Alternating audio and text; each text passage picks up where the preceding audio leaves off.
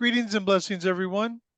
My name is James Thomas, along with Chris Marshall, and this is the FNQ Spiritual Group Podcast. How are you doing today, Chris? I'm good, thanks, James. Very well, thank you. What about you? Yeah, staying out of trouble. I just recently, 4 days ago, celebrated my third anniversary of my Mm, stroke.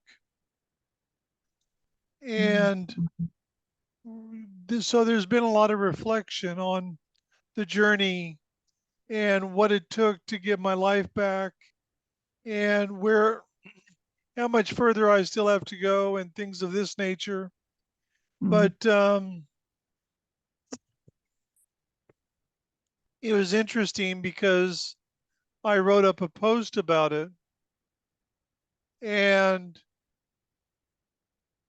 I included a lot of people that had been directly part of my journey, mm, from Sarah in Georgia, Michael, Damian, Mel, Sophie, Julie, another Georgia, Lucy, all the guys at Spinal Life, all of these people directly influenced and had a hand in my recovery.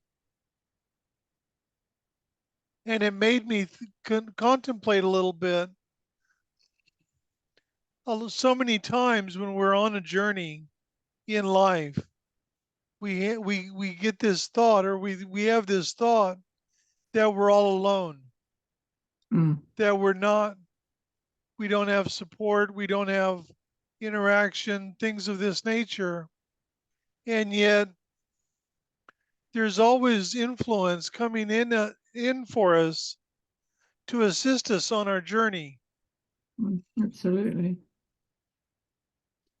And it's just like, I think one of the things that one realization I had that I actually had before I got out of hospital, and I got out of hospital on May 5th, 2021.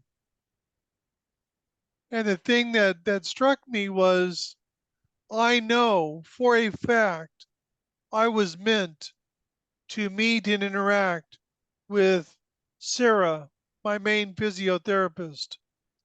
I knew I was meant to meet Georgia, who was a physiotherapist student Mm, from Brisbane. And it's like, I thought about it and I'm like, how would I have met them? How would I have felt the connection with them unless I mm, had gone through this? So it's like there's always a reason why things happen, even though yep, a lot of times we're not even familiar with it. Now, I believe today's topic is called the journey. mhm, Now, the journey is about the journey of life. Now, for myself, now the problem is, of course, is that we don't, we have to react to things as they happen generally. We have to also, we may plan things and stuff like that, but it's like the best option is to step back, let go and let source, or let go and let God, and see where life takes you.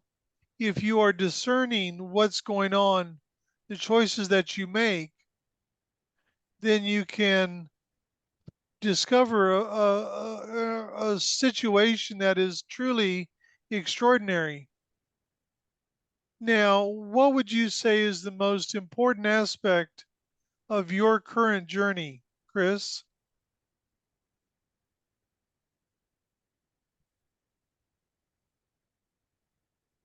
For me, a lot of it is trust and faith. So,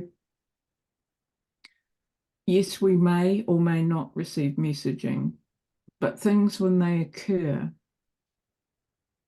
there is a feeling within yourself physically if something is not right.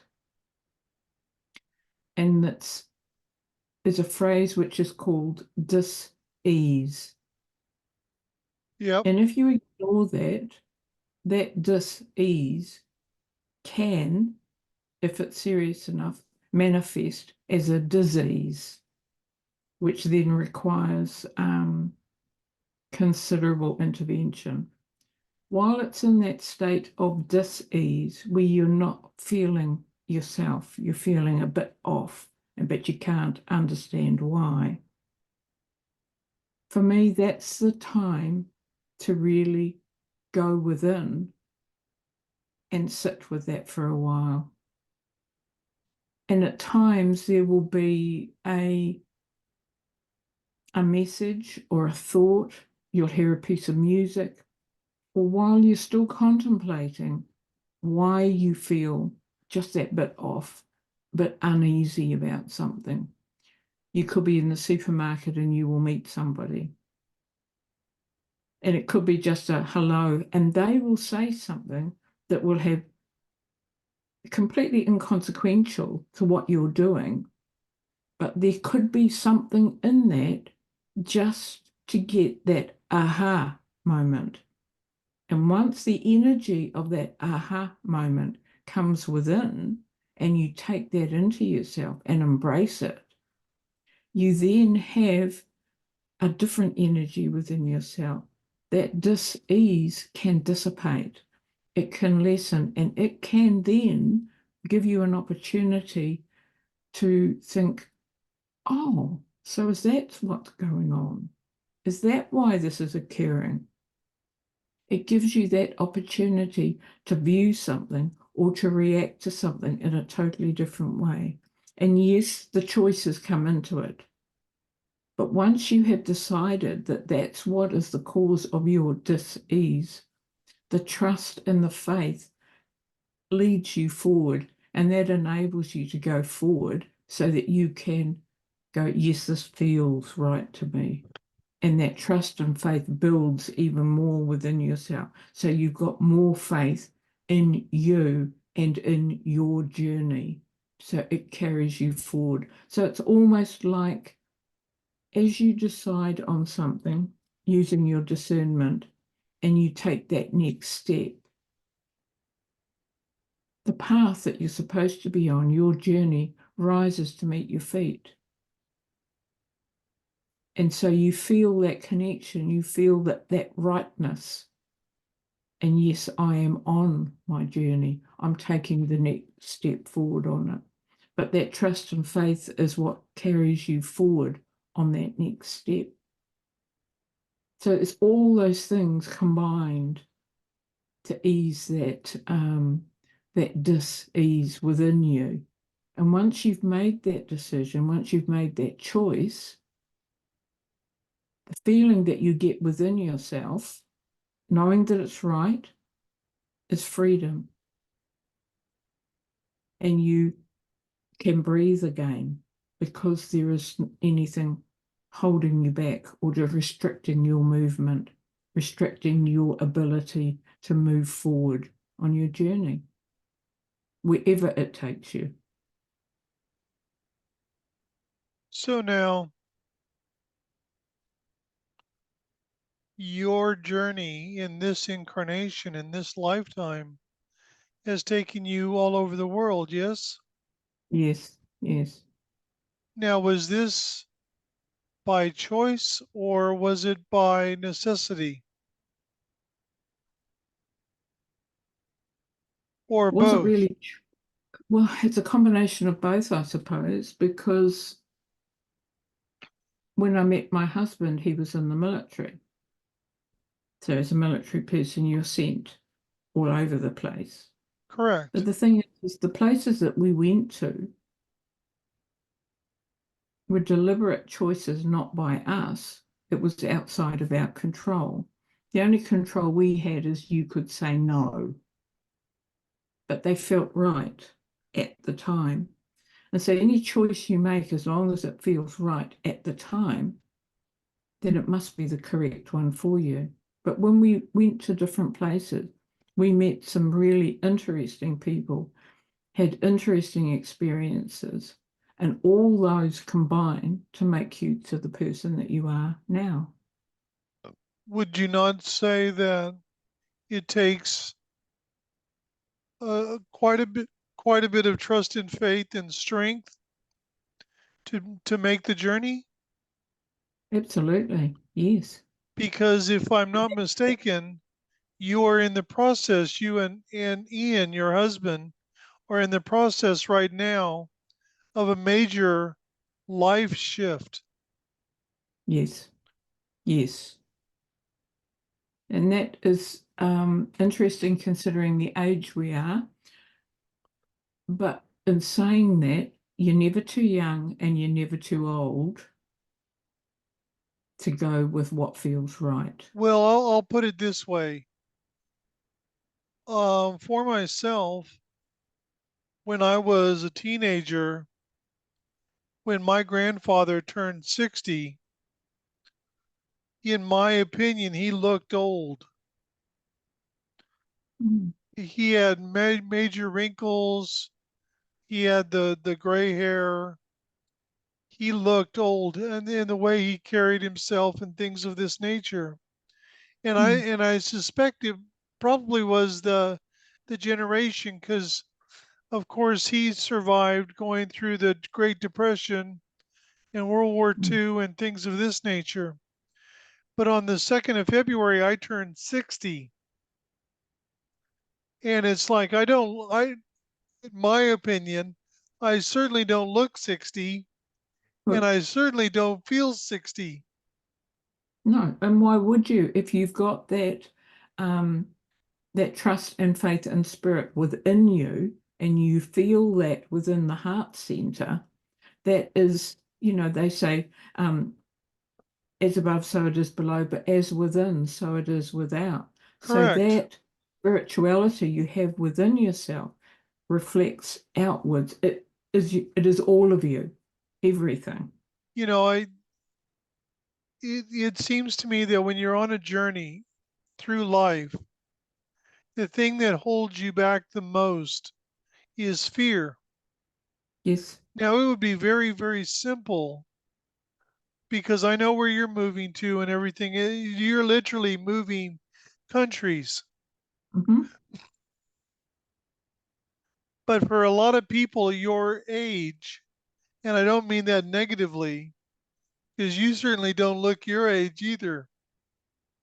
But No, it's no, like a not yet. lot of people your age would never even consider that type of a move. No, and I think part of it is because it's what they think they should be doing rather than what they feel they should be doing. Well, I'm this age. that's what it comes down to it. It's like Yeah. we're influenced so heavily, but it's like sometimes you're faced with a situation where you have to make a choice one way or another. For me, Yeah. I always felt that I had a strong faith and trust in faith. I had a very strong faith in source and spirit, things of this Mm, nature. But I can assure you that was put to the test when I had my stroke. yes. And then I've been watching my niece, my sister's daughter, is an incredible young lady. I've got mass respect for her anyway, because in 2005, when my wife and I went to Oklahoma to see my sister and brother-in-law and my nephews and my niece, I took a very small jar of Vegemite. I thought I want them to try it. My niece was the only one in my family in Oklahoma who had the cojones to try the Vegemite. Well, she's now in her early 20s, married with a son, and she's dealing with ovarian cancer Mm, and going through chemo. But you see her messages on Facebook, and I'm sure that when she's in her own home with Corey, with her husband and stuff like this, she may break down and whatnot, but she has so much trust and faith. She has so much heart. She has so Mm. much faith in God, in Source, that nothing stops her. No, no. And it's like she is literally a living example of trust and faith Mm. Mm. because there's no guarantee she's going to survive this. Yeah. But But it's she's accepted like, her journey, hasn't she? oh, well, most definitely, I mean, she's a star seed. Mm. She's a star seed that lives in the middle of the Bible Belt, who's a Christian, but she's a star seed through and through, and Mm. she shows it in her actions. She is what all star seeds actually should, ascribe to, being a Mm. living example. Yeah. But the people that are or suffer from this dis-ease are not accepting of their journey, No, either because they think that they should be doing something different, but aren't, are told what they should be doing rather than what they feel is right.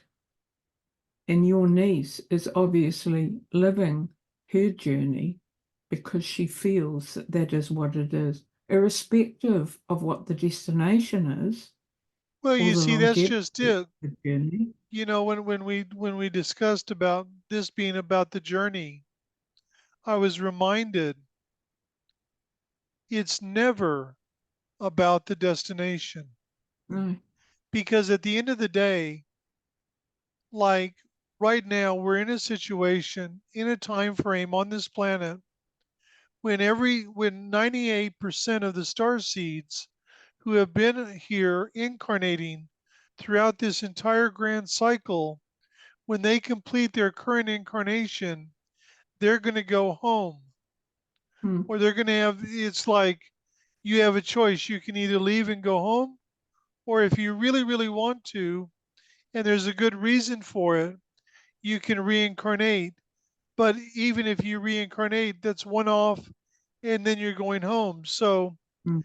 and with most of the star seeds who have been here throughout this entire grand cycle, the one commonality with all of them is the same thing. I'm very, very tired, Yes. Yes. because they have done more than they can even possibly imagine. But you see, it's interesting because my wife is a social worker, Mm-hmm. and all she wants is to be able to travel, relax, not have to work anymore. She's still currently working, and we have traveled a great deal between 2022 and 2023. We've been to 7 different countries, 6 different cruises. We've been to Hawaii and Fiji, Japan, New Caledonia. We've been to the States a couple of times to see our son. And it's like the traveling is what really assisted me in my recovery. Mm. Now, all of a sudden, we're in a place where it's like it's time to step back, allow all of this travel and all of these things to integrate. And all of a sudden, Janice is feeling uninspired because she Mm. feels like she doesn't have anything to look forward to. We are planning certain things for next year and for a couple of years after that. But the bottom line is that she made a choice. She made a decision to let go and let source Mm. in all aspects of life. Just let go and let Mhm. source.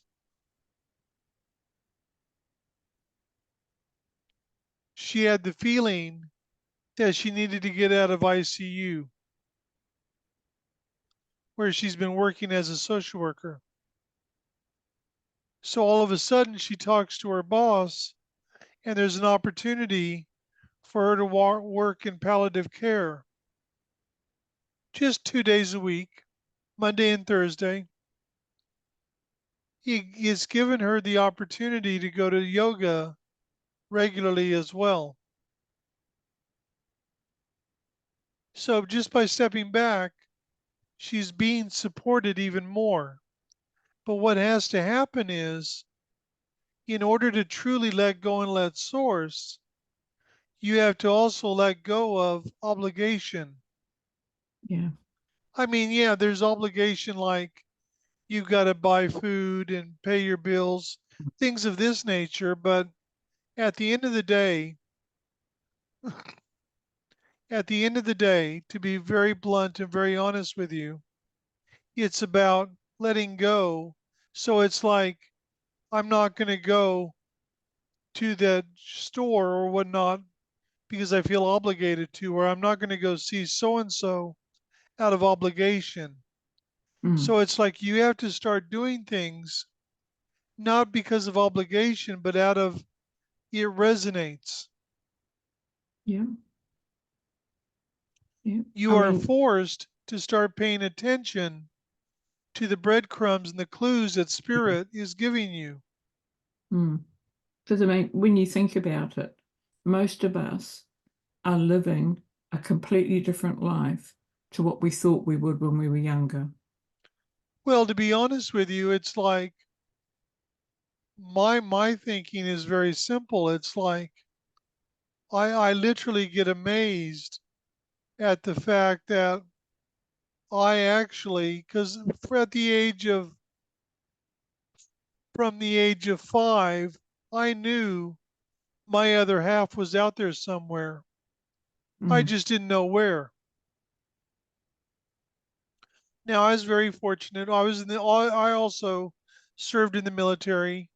I got to serve in, wait for it, West Germany. Mm. So it was during the Cold War. Um, but I used to I would go to the mall and sit and watch people. I was trying to find whoever this partner was. Yeah. And then to my shock and almost horror, I discovered her in a chat room, on a spiritual chat room, and discovered she actually lived here in Cairns, Australia. Mm. So it's like, due to experiences that I had in my journey growing up, I had a lot of fear that had to deal with. And I tried to tell myself that if spirit wanted me to be with my twin flame or with my true partner, they would have made sure she was in the same country I was in. But instead, in March of 2000, I took a plane and I flew from Seattle, Washington, SeaTac Airport to Cairns, Australia. Took 3 flights. Took 24 hours to make the trip.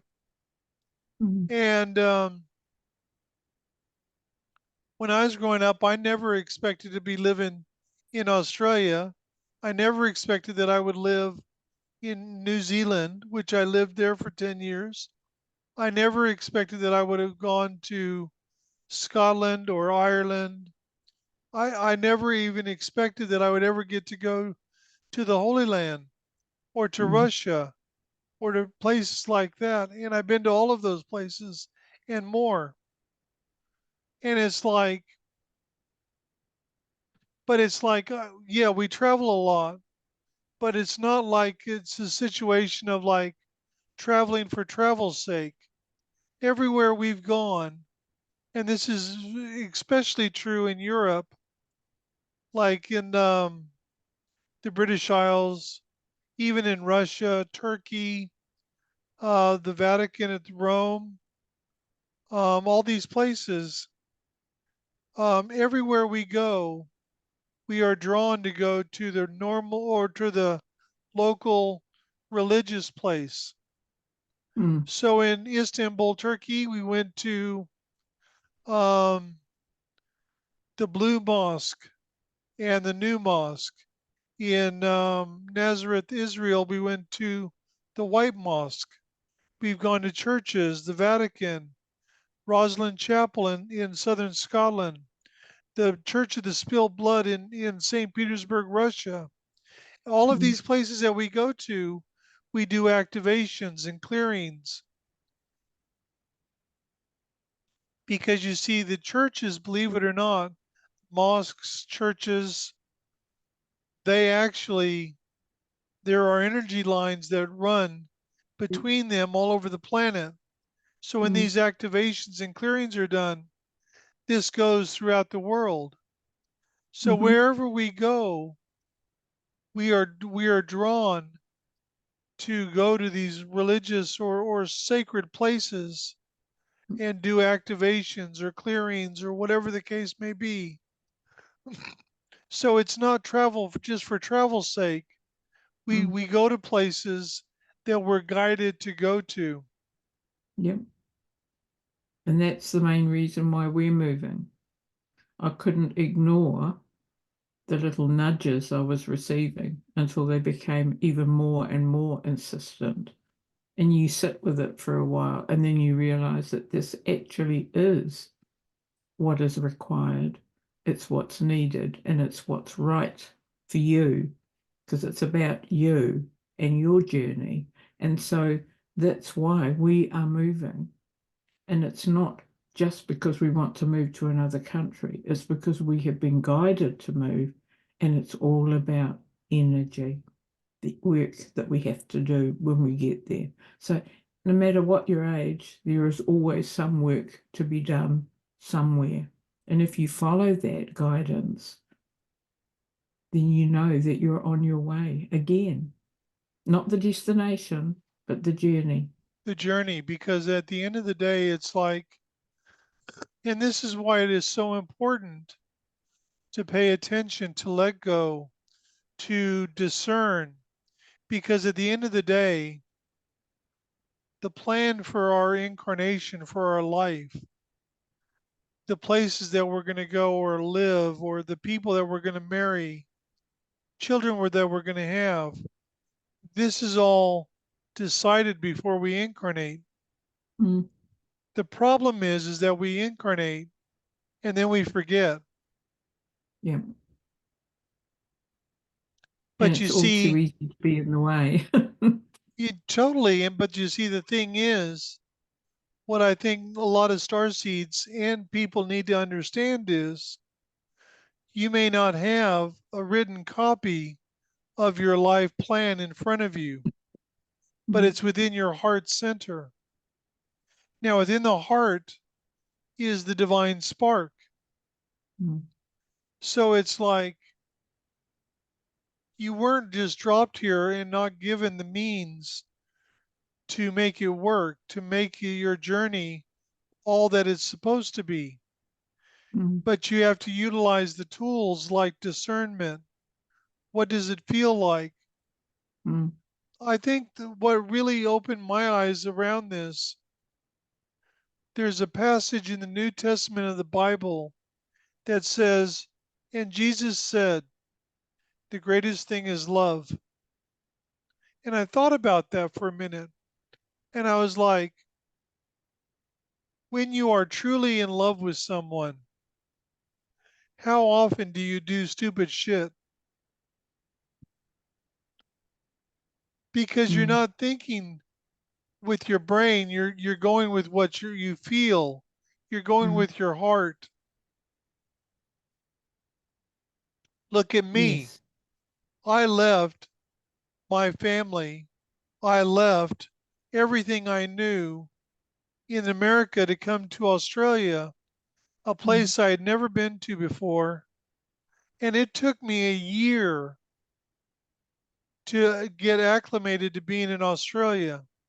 mm, It was funny. I finally figured that I've arrived because in 2022, my wife and I did a Trans-Pacific from Seattle to Sydney. Lots of Americans were on the ship. Now, Americans have a tendency to take things very seriously. Mm.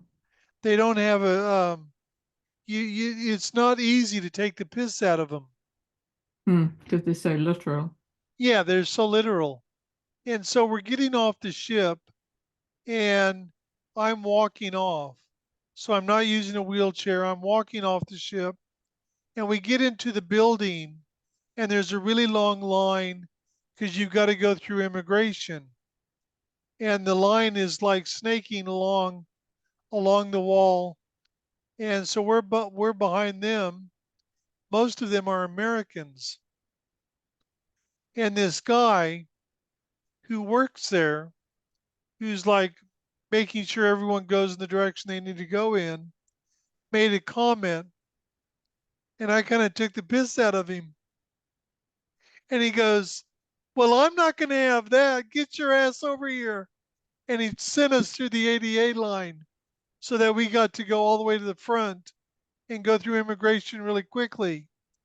But there were some Americans in line that looked mortified when I did it. But it's like I know what it's like to be here now, and it's Mm. part of the journey, and it's like I wouldn't change it for anything. Yeah, yeah. And so when you're in that space of knowing, of feeling that you are where you're meant to be, or you're doing what you're meant to do, that's that thing where you know everything is right and you wouldn't have it any other way. Correct. Totally. And it's kind of like, but we're talking about the journey and trust and faith. So Janice and I, when we moved back over here to Cairns from Dunedin in October of 2019, it wasn't a situation that we wanted to. We were guided to give our son and his partner and her kids an opportunity to land on their feet properly. So when we came over here, we stayed with our daughter for about 6 months. And then in March 2020, we moved into an apartment right at the very beginning of the COVID lockdown. So we lived there. Well, I lived there up until 1st of March 2021 when I had my stroke. Mm. And so, but 8 days before my stroke, I mean, for probably a month or two prior to my stroke, we had been looking to buy a place. And we've never considered Yorkeys Knob, Mm. which is classified as Northern Beaches. Mm. It's about 20 minutes north of Cairns. Mm. And Beautiful place. so, yeah, it's a gorgeous place, Mm. very few tourists. This is actually the drop off point for cruise ships that come to Cairns. They come to Yorkeys. We've got a great golf course, boat club, Mm. beaches. It's a phenomenal place. And so we started looking at places here, and we had never even considered living in Yorkeys Knob. Initially, we had said we didn't want to be any further north than Machen's Beach, which is Mm. the Okay. first beach past Mm. Cairns. But we started looking at Yorkeys, and it just kept drawing us. We just Mm. kept feeling it. So finally, apartments and houses were selling like crazy. I mean, Mm. it's like if you didn't get in like straight away, you would miss out. So we saw this apartment come up and we put an offer in on it, which was accepted. And I said, our only condition is that we want to see it first. So they hadn't even had their first open house. So we came to the very first open house. It was 8 days before my stroke. Now it's a Mm. first floor apartment. There are 16 steps that you either have to go down to leave or go up to get home. Mm. That's the bottom line. And so we came in, we looked around, we saw the patio, which is what we really wanted. It was solid as a rock. It was Mm. great. There was no issues, no problems. It's had everything we wanted. So we told the real estate agent, we'll take it. Sign the paperwork right there. Have a nice day. We left. 8 days later, I had my stroke. Mm. Now I'm in hospital. I'm going through physio. I mentioned to Sarah, my physiotherapist, that we had purchased this apartment and I need to be able to go up and down the stairs.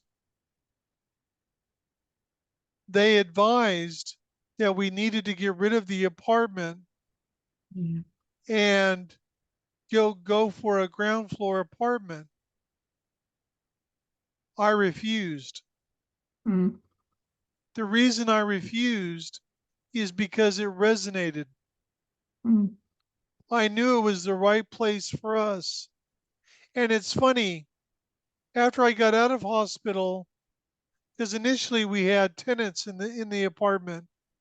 So the tenants left um, first part of June. And so after they left, the first time we came here, we came with my new physiotherapist, Sophie, and she wanted to be here to gauge me going up the stairs and stuff like that. So we come, I go up the stairs, we go into the apartment, and I'm standing in the kitchen with my back against the counter. And I made the comment, which my wife can verify, I feel really safe in here. Yeah. Sophie had me go up and down the stairs twice, no problem. She had told me later on that when she saw the stairs, she was scared shitless for me, but it was no big deal for me. Yeah. I actually go up and down the stairs regularly. I did it yesterday. Mm. The hardest part for me is that it's altered the way I walk, and I couldn't drive for a long time, but I'm driving now. So I had to ask myself the question, what have I lost? Mm.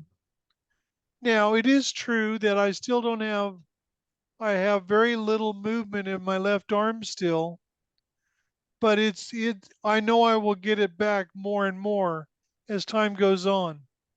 Mm. But it's like I had to ask myself, what have I lost and what have I gained? I haven't lost anything. What have I gained? I've had some of the most incredible experiences of my life. I've had interactions with people I never would have had otherwise. I've been able to give back.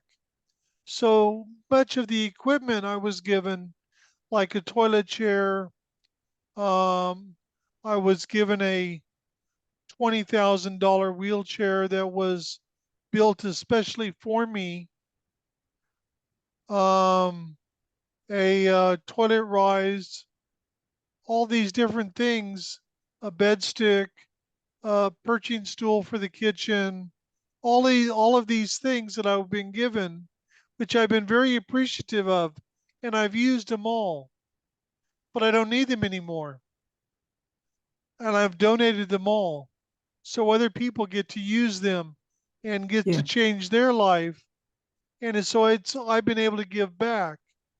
Yeah. But But this is that's part of true the for the journey. demonstration of trust and faith, isn't it, James? So Well, it it's is because, the trust and faith that you are going to be looked after, that you have been looked after, and that you will in the future. And with that comes that is the commitment that you've had to it, to your trust and faith, and therefore spirit can respond in kind. well, you see, I think the thing that really showed me or demonstrated to me what my actual level of trust and faith was the fact that I had this stroke, but I never got angry. I Mm, never lashed out at spirit. I never blamed anybody. I never got depressed. And in fact, there was one day that kind of was demonstrative of this. I had a neurology doctor come into my room. They would come in about once a week or so to check on me and go over things and stuff like that. So she comes in and sits down and she goes, I'm not sure if you're aware of this, but you're classified as the superstar of this entire ward. And I looked at her and I'm like, I don't understand. What do you mean I'm the superstar of this ward? She goes, you're the only patient in this entire ward, no matter what they're in here for, who never says no. mm. But it's like I had made that commitment to Sarah on day 4 that I would do whatever she asked me to do. So I And is couldn't that say no. commitment, yeah, but was that commitment to Sarah or to yourself? Well, I thought it was to Sarah, but I think it was actually to myself. Yeah. Because what happened was, um, I'll actually share the picture with you later. But on day 4, Sarah in Georgia came and got me from my hospital bed. They put me into a wheelchair and they took me to the physio gym. And they have what's called a plinth, which is like a bed type thing. It's not a bed you'd sleep in. It's a bed they use for treatments and stuff like that. And it can go up and down. And so we got in there and she transferred me from the wheelchair to the plinth. Now, mind you, at that moment I weighed 136 kilos. Mm, So I'm sitting on the plinth and she's looking at me and she goes, you've got perfect balance sitting there. So I want to try something. And I'm like, okay. And her and another physio helped me for the first time since my stroke to stand up. And I was able to stand. She had her hand on my stomach and they were holding me on front and back, but I was standing there. And so I looked down at her and she looked up at me and our eyes locked and she said, you're going to be a walker. And when she said that, that was the first time that my wife and I had hope. And I mm, said to her, I said, okay, I make you a deal then. I will do whatever you tell me to do, no yeah, matter what it is. But I think you're right. I think it was a commitment I was making not only to Sarah, but to myself and to Janice as well. yes. And it's that commitment that is the trust and faith that we Correct. have on our journeys. So it's the trust and faith that what we feel is right is actually right for us. So it's our journey, and we're trusting and we're having faith that whatever is required, we will continue on that journey. Now, whatever happens just down the road a little bit, we'll face that too. Correct. Because I mean, at the end of the day, I completely understood why the physios and OTs said we needed to get rid of this apartment. Yeah. I totally understood that. Mm. But I also knew we had been guided to this apartment. Yeah. Yeah. And it's like you have to ask yourself a question. You're on a journey, which we all are. Mm. That's on this planet. We're all on this journey. But you have to ask your question. Am I going to trust in what I feel, what I've discerned, or not? Mm. Because the bottom line is, if you trust it, it doesn't mean it's going to be easy. No. What it means is you will be on your path. Yeah. That's the bottom line. Yeah. Anything else you'd like to add to our little discussion? I think the only other thing would be once you have discerned your path, your journey, it then is the courage to have the commitment to continue it Very true. until the next time when you are discerning whether or not you're still in this journey. And it is a personal journey, it is yours alone. Someone can walk beside you Oh, yes. and you have a shared journey, but actually it is like you after your stroke, the commitment you made, the trust and faith was in yourself. This was your journey. Janice walked beside you and you All had the a shared way. journey. Yeah, All the and way, you had a yes. shared journey. But But she's I'm the also only got, one that went through it. yes, yes. It's kind of like someone is going through something like my niece. Mm, Okay, she's going through cancer treatments. Her son is having his ever since birth has been having issues with his stomach. Now, because of what I've been through with my stroke, I can relate to her. I can mm, intellectually understand what she's dealing with, mm, but I don't have that true heart understanding because what she's dealing with is much different from me mm. because she's being faced with mortality. Yep, What happens if she dies? yes. Sure, she leaves behind her husband, but then her son will have to grow up without his mother. Mm, He'll have to grow up, and when he graduates high school or gets married or whatever, she's not going to be there. mm. So I know that that would play on her mind. And So you it's talked like, about the strength of her trust and faith correct. in spirit. And so she is trusting and has faith that this is her journey, hers to go through, but she's also got trust and faith that her son will have his own journey and will be looked after equally as well, dependent on his trust and faith in himself, Well, for himself. that is the deeper reality. Mm, The surface reality is she has trust and faith that she will make it through this. yeah. But one thing that I realized, a friend of mine who lived here in Cairns, has two daughters, and her 4-year-old daughter died of cancer. Mm, I know because I tuned into it. yeah. She went through that as of choice. Mm, That was her journey that she wanted to experience. yeah. Now I spent over 2 hours explaining all of it that I got to her mother. And even though her mother took it all in and understood it, didn't deny it, she still had a tremendous amount of grief that she still Yeah. experiences today. Yeah. And it's Yeah. like, I wish I could take it away from her, but I can't No, because it's her journey. exactly. So this has all been about the journey. Every journey is unique, Mm, every journey is sacred.